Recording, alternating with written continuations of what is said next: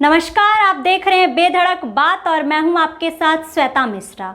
तो आज हम बात करने वाले हैं क्रिप्टो करेंसी के ऊपर। आखिर ये क्रिप्टो करेंसी है क्या और अभी क्या बिल चल रहा है उसके ऊपर, तो हम बात करते हैं। क्रिप्टो करेंसी दरअसल वित्तीय लेन देन का एक जरिया है, बिल्कुल भारतीय रुपए और अमेरिकी डॉलर के समान।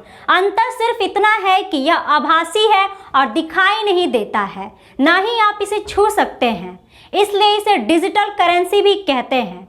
इसका पूरा कारोबार ऑनलाइन माध्यम से ही होता है और आपको बताते हैं कि अभी फिलहाल ये एक बिल क्या चल रहा है क्रिप्टो करेंसी के ऊपर।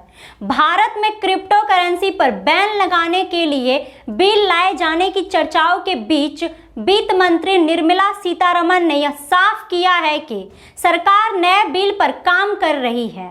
निर्मला सीतारमण ने कहा कि क्रिप्टो करेंसी बाजार पर विस्तृत चर्चा हुई है, अभी हमें क्रिप्टो करेंसी बिल का इंतजार करना चाहिए। वित्त मंत्री ने कहा कि मामला से जुड़े कई आयाम थे, इसलिए पुराने बिल पर काम करना पड़ा और अब हम नया बिल लाने की कोशिश कर रहे हैं। यानी कि बैन और दूसरी शर्तों वाले जिस बिल की बात हो रही है, हो सकती है कि वो पुराना बिल रहा हो और अब सरकार इसमें संशोधन करके एक नए बिल तैयार कर रही हो। सीतारमण ने कहा कि क्रिप्टो को लेकर चेतावनी जारी की गई है।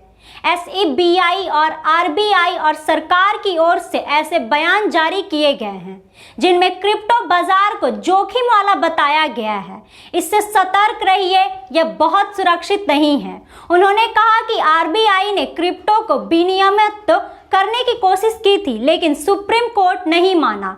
वो उस मामले का जिक्र कर रही थी जब 2018 में RBI ने क्रिप्टो करेंसी के ट्रांजैक्शन पर प्रतिबंध लगाए थे, लेकिन सुप्रीम कोर्ट ने 2020 में उसके प्रतिबंधों को रद्द कर दिया था और वित्त मंत्री ने कहा है कि वक्त गुजर गया है, यह काफी बढ़ चुका है, इस दिशा में और कुछ किया जा सकता है, चेतावनी दे दी गई है।